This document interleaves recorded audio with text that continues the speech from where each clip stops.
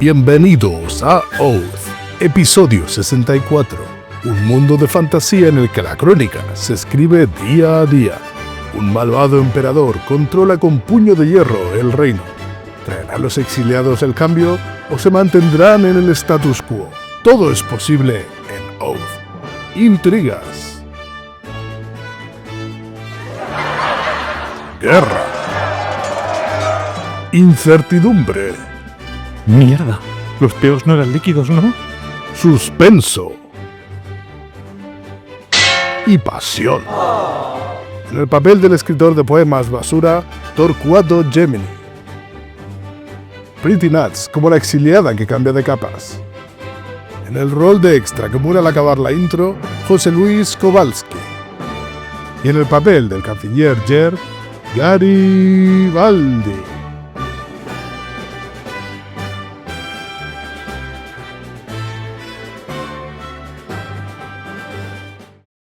Al finalizar una partida de Oath, el silencio parece hacerse en la mesa. Un silencio que parece presagiar el amanecer de algo nuevo. Miráis al mapa, parece menos un tablero de juego y más una reliquia, y entre todo ese colorido veis restos de batallas, tierras casi olvidadas y alguna que otra cara conocida. Algunas de estas caras desaparecen, cayendo en el olvido. Caras nuevas llegan, y poco a poco vuestro mapa cambia, tornando el mundo que una vez fue en algo nuevo. Esta no es la historia de la construcción de un imperio nuevo, sino el eco de uno que ya ha muerto. Así empieza Oath, no en el principio de una historia, sino in media res, con un reino ya en decadencia, ciudadanos y lugares misteriosos con sus propias historias y diferentes facciones intentando hacerse con el poder. Un jugador hará del canciller, líder del imperio que gobierna con puño de hierro sobre todos sus súbditos. El canciller gobierna gracias al juramento que hizo, y por ello ostenta el título de guardián del juramento. En este caso hizo el juramento de supremacía. Bajo ese juramento el canciller prometió seguridad y control en el reino. El imperio sería quien controlase más tierras, evitando que los bandidos y otras facciones se entrometiesen en las vidas de los pobres ciudadanos, y por ahora lo está haciendo bastante bien. El canciller controla más tierras que nadie, y eso mantiene a la gente contenta de que el canciller hace honor a su juramento. Pero hay gente que está cansada de la mano opresora del canciller, y desean traer vientos de cambio a este reino, concretamente el resto de jugadores, los cuales empiezan siendo exiliados, pequeños líderes proscritos que viven en los márgenes de la legalidad, evitando el control permanente del imperio e intentando socavar su poder para tal vez algún día hacerse con el control del imperio. Ellos saben que la popularidad del canciller reside en su poder para mantener el juramento. En el momento que éste falte a su palabra, el pueblo le va a dar la espalda. Así que si un exiliado consigue mantener el juramento mejor que el canciller, éste le robará el título de guardián del juramento. Si consigue mantenerlo una ronda más, se convertirá en el usurpador. El pueblo estaría apoyándole más que al canciller, y esto llevaría a un derrocamiento. Si consigue mantener el título una ronda más, este jugador ganaría la partida, y se convertiría en el nuevo canciller. Esto en principio suena fácil, pero realmente no lo es, ya que el canciller empieza ganando prácticamente la partida. Tiene el poder del imperio, tiene mucha más riqueza y mucho más ejército. Lo único que tiene que hacer el canciller es proteger el status quo, mantener su título de guardián del juramento el tiempo suficiente para que acabe la partida y así revalidar su poder. Por suerte para los exiliados hay más maneras de ganar. Durante la partida, cuando robemos cartas del mazo del mundo, encontraremos cartas de visión. Al robar estas cartas, nuestro exiliado tendrá una visión, una profecía que le podría ayudar a unificar el reino. Estas visiones pueden ser crear una secta que lleve el estandarte del secreto más oscuro, aunar al populacho bajo el estandarte del favor del pueblo, o tal vez crear un santuario de riqueza, haciéndote con reliquias que parecían otrora olvidadas. Si un exiliado consiguiese cumplir su visión, ganaría la partida y se convertiría en el nuevo canciller del imperio, ganando el título de guardián del juramento de la manera en que ganó, pudiendo ser el juramento de la devoción, del pueblo o de la protección. Esto obviamente no le hace ninguna gracia al canciller, es un ataque directo a su línea de flotación, así que el canciller puede, si quiere, ofrecerle la ciudadanía a los exiliados. En caso de aceptar la ciudadanía, el exiliado daría la vuelta a su tablero y se convertiría en ciudadano. Si al final de la partida gana el canciller, los jugadores que sean ciudadanos del imperio podrán robarle la victoria si se convierten en su sucesor. Cómo convertirse en el sucesor depende del juramento que hubiese hecho el actual canciller, pero en todos los casos solo uno será el heredero, así que la lucha por el poder va a estar asegurada. Esta es la idea central de Oath. Unos tienen el poder y otros intentan arrebatárselo. Os uniréis al poder establecido para tal vez heredarlo o forjaréis vuestro propio camino. Podéis hacer alianzas, promesas a futuro, pero al final solo uno será el ganador, pues Oath, como en cualquier lucha de poder, es un juego de suma cero donde ganar poder es quitárselo a otros. Pero ¿cómo os hacéis con el poder? Pues veréis, cada ronda de juego vamos a ir gastando suministro para ir haciendo acciones. Una de estas acciones son más fáciles que otras, pero todas tienen algo en común y es que dependen del sitio en el que estéis, o mejor dicho, dónde se encuentra vuestro peón. La primera acción que vamos a hacer es la de buscar. Buscar nos permite robar cartas del mazo del mundo o de la pila de descarte de la zona en la que estamos. Cogeremos 3 cartas y nos quedaremos solo una y descartaremos las otras 2 en la siguiente zona. Las cartas en Oath son la piedra angular del juego. Cada una es única tanto en arte como en poder y hacerte con las cartas adecuadas puede ser decisivo para haceros con la victoria. Estas cartas las podremos ir dejando junto a nuestro tablero como consejeros y así ganar poderes que solo nosotros podremos usar. O podemos, por el contrario, dejarlas en el mapa central, de manera que cualquiera podrá activarla, pero que a cambio nos reportará algo de favor, la moneda del imperio, ya que estos ciudadanos recordarán que fuimos nosotros y no otros los que les ayudamos a asentarse allí. La siguiente acción es viajar.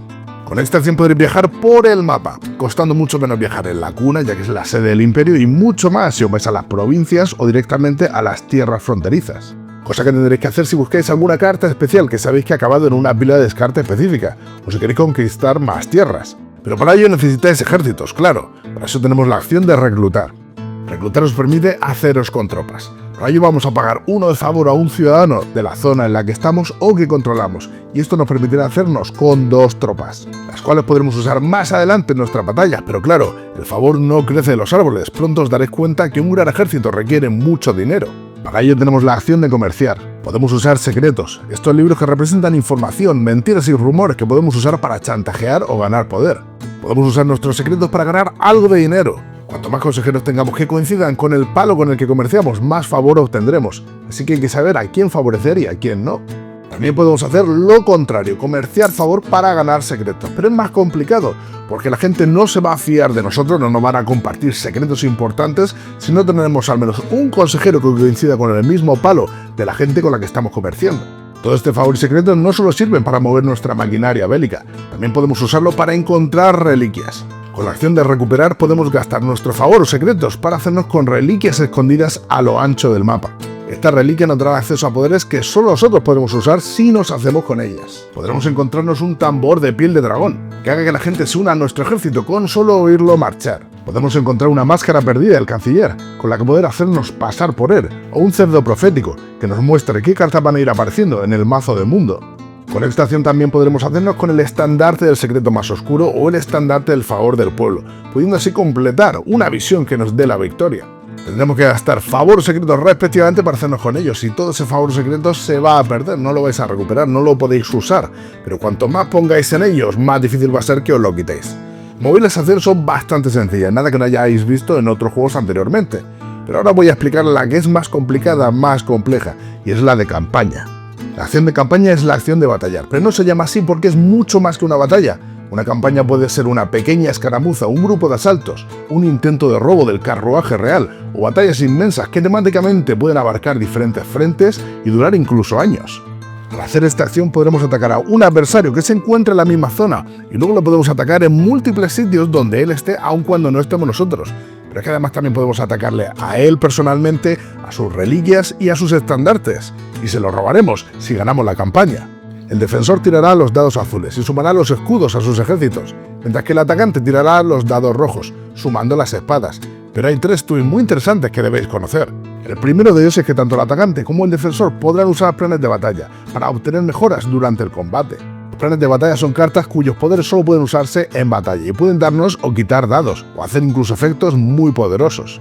Lo segundo es que cada región, cada reliquia, cada estandarte que ataquemos le dará más y más dados azules al defensor.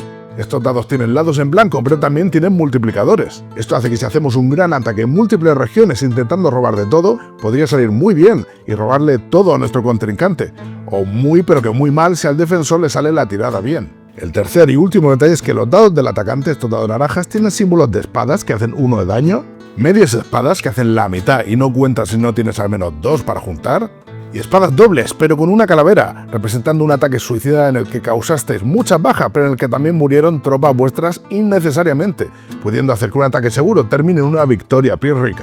Esto hace que los combates sean un arma de doble filo muy peligrosa en el que nunca se sabe qué es lo que va a pasar. Un estandarte que podría darte la victoria podría ser robado en cualquier momento por vuestros enemigos, pero también puede suponer un coste brutal para ellos si lo defendéis bien. Esto dado genera una incertidumbre súper temática, que hace que la tensión se pueda palpar en el ambiente y hacen que el devenir de la historia pueda cambiar en cualquier momento si la diosa Fortuna así lo desea. Bueno, esto es a grandes rasgos Oath mecánicamente hablando. Sí que es verdad que me dejo 1000 detalles aquí y allá, pero no tiene mucho más. Es gastar suministros, hacer acciones y las acciones, como habéis visto, son muy sencillas. Nada que no hayáis visto ya en otros juegos, quitando la acción de campaña, que es bastante tocha y bastante loca. Pero puede que os pase como a mí, que esto no sea suficiente para saber de qué va Oath, porque Oath es mucho más que simplemente hacer acciones. Es aquí cuando viene la pregunta. ¿Qué hace Oath que no hagan otros juegos? ¿Qué tiene de especial que merezca la pena? Y es que veréis, todo esto que os he contado no es de lo que va Oath. Oath no va de ganar batallas, de ganar recursos, de quitar el poder sin más. No va de eso. Oath va sobre la historia, sobre el pasar del tiempo, y de cómo la historia recuerda a unos y olvida a otros.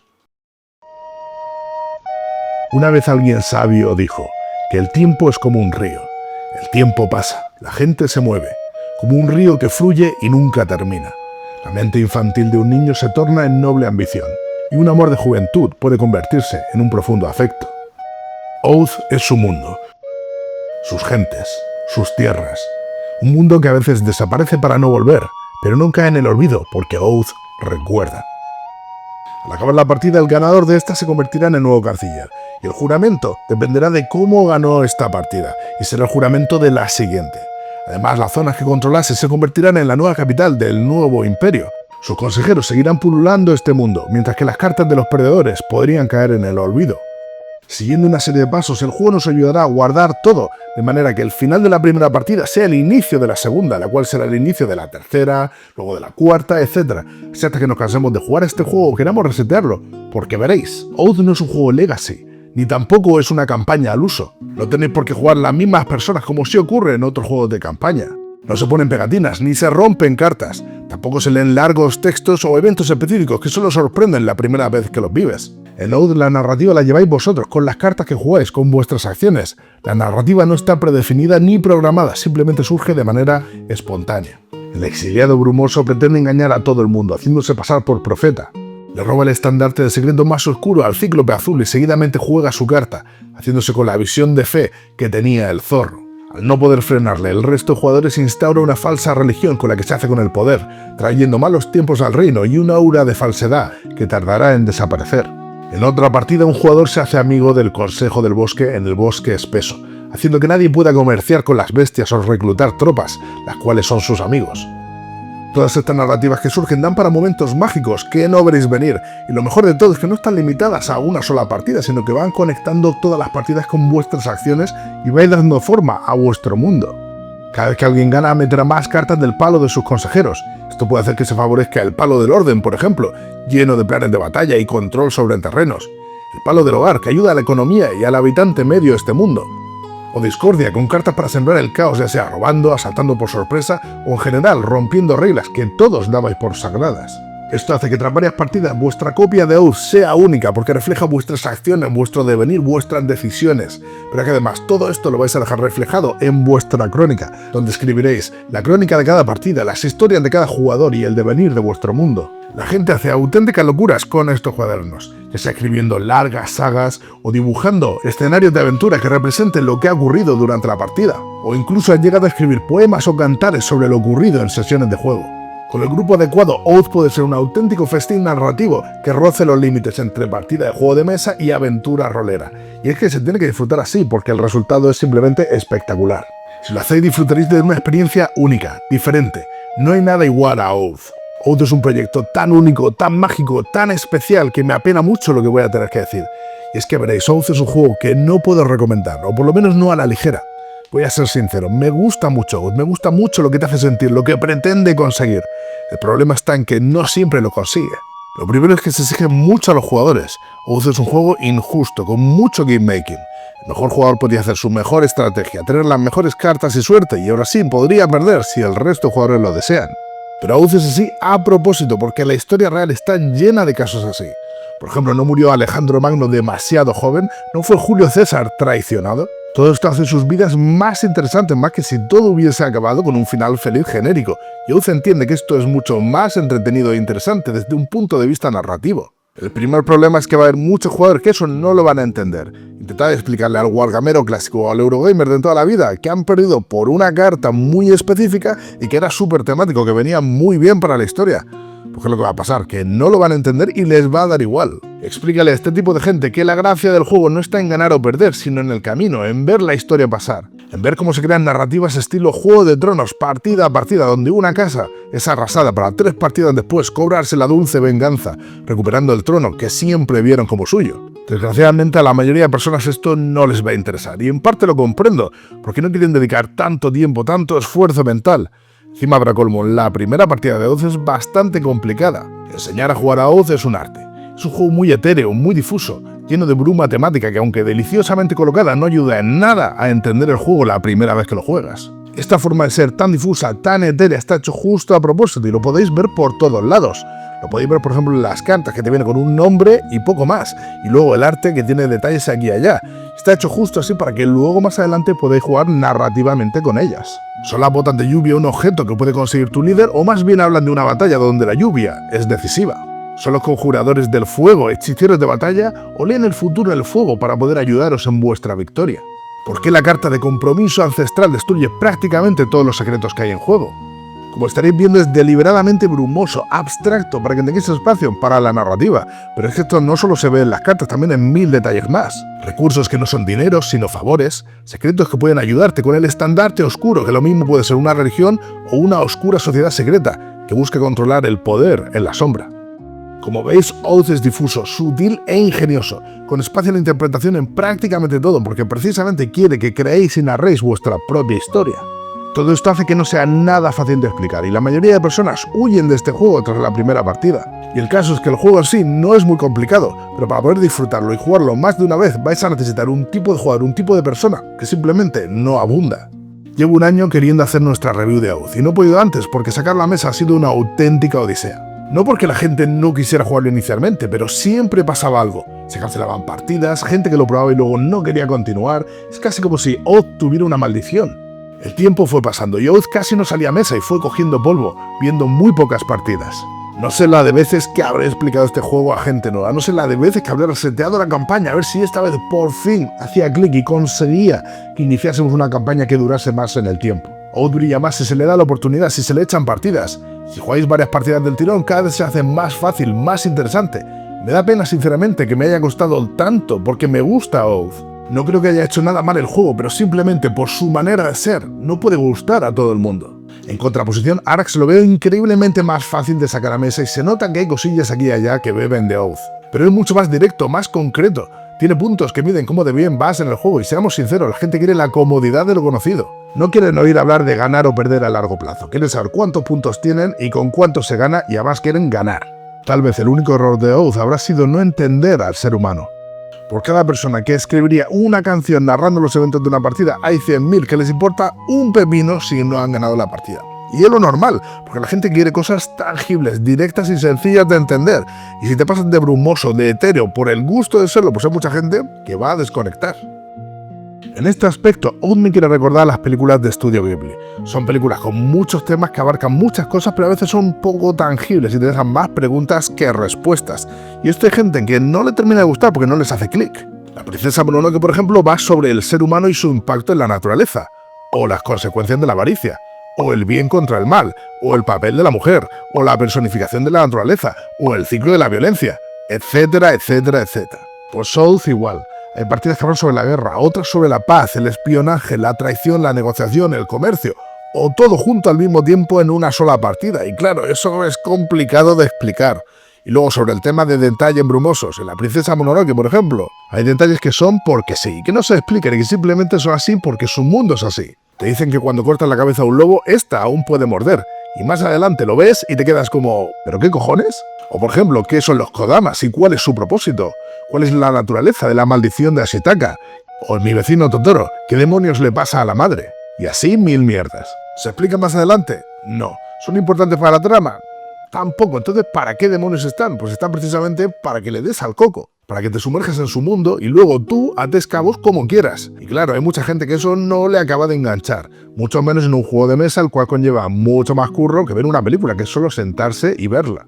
Además, Oath tiene otro problema, y es que es un juego bastante caro. Sí que es verdad que la producción es increíble. Las cartas, los dados, el tablero de neopreno. Además, estamos ante el que probablemente sea el mejor trabajo de Kyle Ferrin hasta la fecha.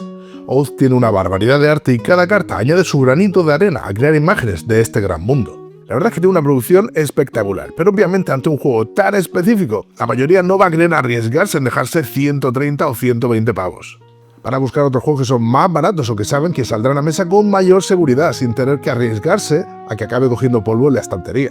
Quiero terminar nuestra reseña con una nota un poco más positiva porque no quiero que se me malinterprete. Oath me gusta, es un buen juego y además es muy especial, pero que mientras otros juegos los puedo recomendar sí o sí, porque sé que os van a gustar y que muy poca gente, yo que sé, por mala suerte puede ser que no le guste, Oath es todo lo contrario, es un juego muy específico que no puedo recomendar a la ligera. Es un juego que exige una mentalidad y grupos adecuados. Si os ha gustado todo lo que os hemos enseñado y tenéis un grupo dispuesto a embarcaros en esta aventura, os gusta el aspecto narrativo del juego y no os rendís a la primera, haceos con Oath. Sí que es verdad que le exige al jugador, pero al final merece la pena porque hace cosas que ningún otro juego ha conseguido hacer. Yo que soy amante de la historia, me encanta cómo representa la historia, el paso del tiempo, cómo cogéis vuestra crónica y escribís lo que ha ido ocurriendo, para que tiempo después alguien la lea y vea cómo unos seres vivieron esos acontecimientos, para poco después desaparecer en los anales del tiempo, dejando tras de sí la crónica de sus vidas, con un mensaje eterno y real como la vida. Aquí vivimos una vez. Las partidas, además, una vez le pilles el punto, son increíblemente rápidas para un juego de esta envergadura. Estamos hablando de una hora y media, como mucho, o incluso pueden ser más cortas si alguien tiene suerte.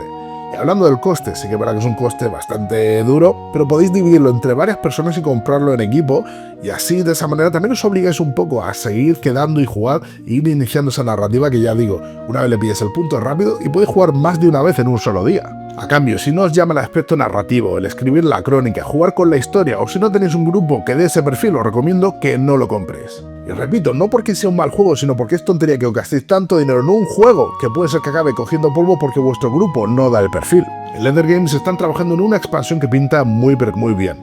Parece ser que van a hacer el juego más accesible, incluso van a introducir un sistema de puntos a largo plazo para la gente que lo necesita, los que necesitan ver su progreso. Pero también van a mejorar y expandir las opciones narrativas, con cartas que actúan como pasivas que llevaréis a lo largo de varias partidas, y pinta muy pero que muy bien. Aún no sabemos mucho, pero en cuanto lo probemos os contaremos qué nos ha parecido y si tal vez hace el juego más accesible. Hasta entonces esperamos que nuestra review os haya ayudado a entender este gran juego, en parte incomprendido, pero que en las manos adecuadas y con el grupo adecuado puede ser una aventura narrativa que no acabe jamás. Bueno, esta ha sido nuestra review de Oath, un juego un poco peculiar, pero que es un festín narrativo para todo el que se atreva a entrar en su mundo. No os lo perdáis. Si os ha gustado el vídeo, dadle a like y no olvidéis suscribiros.